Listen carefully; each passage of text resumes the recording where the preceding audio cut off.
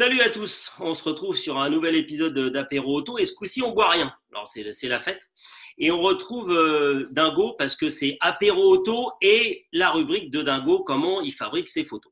Donc c'est les photos de Dingo et donc il en a ressorti deux, alors je lui en demande certaines, il veut jamais et puis de temps en temps il me dit tiens je t'ai envoyé un WeTransfer, tu te démerdes avec, ça va te plaire. Donc voilà, donc je dis rien, c'est le chef. C'est le chef de sa rubrique, c'est sa rubrique chez nous, donc il décide de ce qu'il veut. Et la première, c'est avec une super auto. Ma mère en a eu une. Je l'ai récupérée après quand j'étais étudiant. C'est une super caisse. C'était plus fiable qu'une Mercedes à l'époque.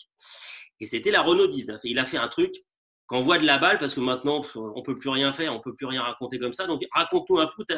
C'est encore une histoire de flic. Tu avais quand même des trucs où tu parles toujours avec les flics quand même souvent. Un peu. Souvent parce que, d'abord, est-ce qu'on a vu l'auto là, on la voit la photo? Ouais.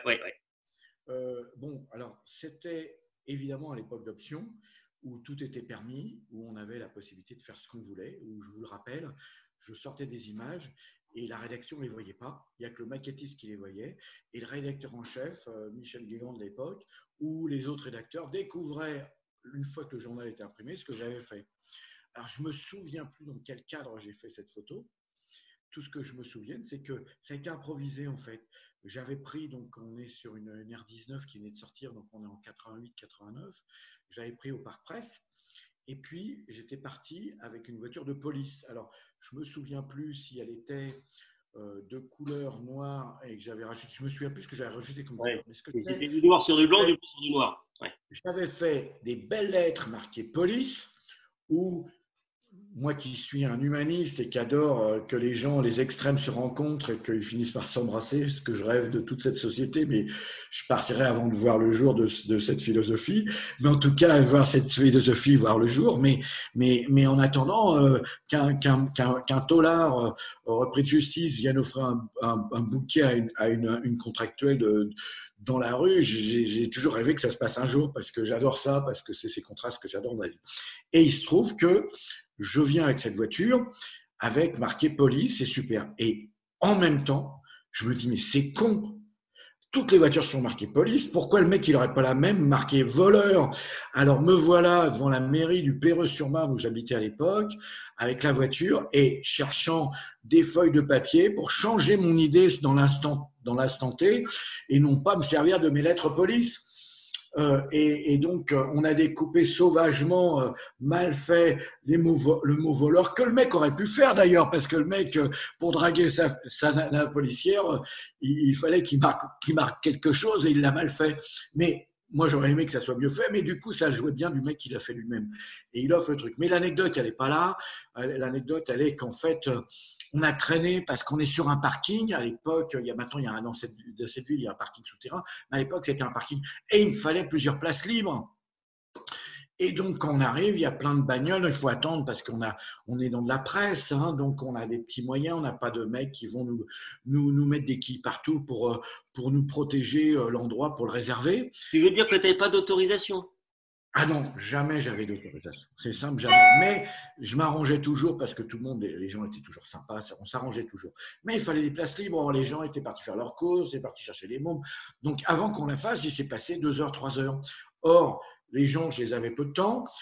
J'avais embarqué la secrétaire je fais un petit coucou à Célia qui a posé sur cette photo, qui était la secrétaire de rédaction du journal, qui se prêtait toujours à dire tiens, il y a quelqu'un qui n'est pas venu. Allô Célia, la fille n'est pas venue, j'étais chercher au RER, elle a loupé son RER, elle est partie, tu peux venir. Elle venait en voiture avec sa 2 chevaux, elle venait poser, hop, on l'habillait, c'était pas sa taille, mais ça marchait quand même parce que c'était de l'improvisation. Mais le problème, c'est qu'à un moment, eh bien, fallait ramener tout le monde. Et je m'aperçois que la colle que j'ai mis ne se décollait pas. Alors je me dis, c'est pas grave, j'embarque. J'avais un assistant qui avait une camionnette ou je sais pas quoi avec le matos photo pour me retrouver chez moi. Puis je dis, je prends la voiture de police et je remonte tout le monde au RER, les deux personnes.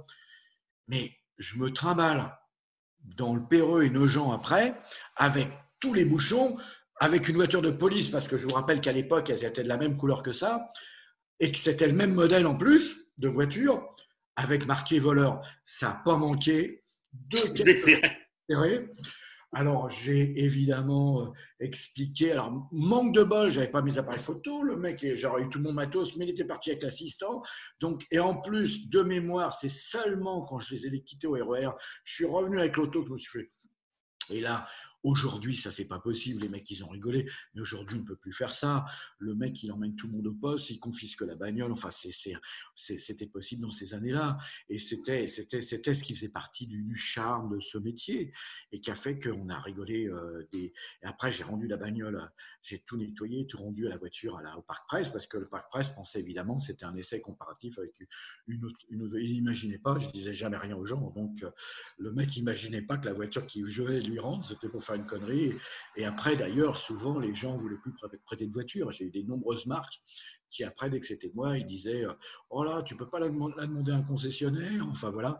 Mais bon, en l'occurrence, Renault, c'était sympa parce que je les avais par ailleurs en client en dossier de presse. Et c'était plutôt sympa à faire. Voilà. Monsieur Dingo, je te remercie pour cette superbe histoire du jour.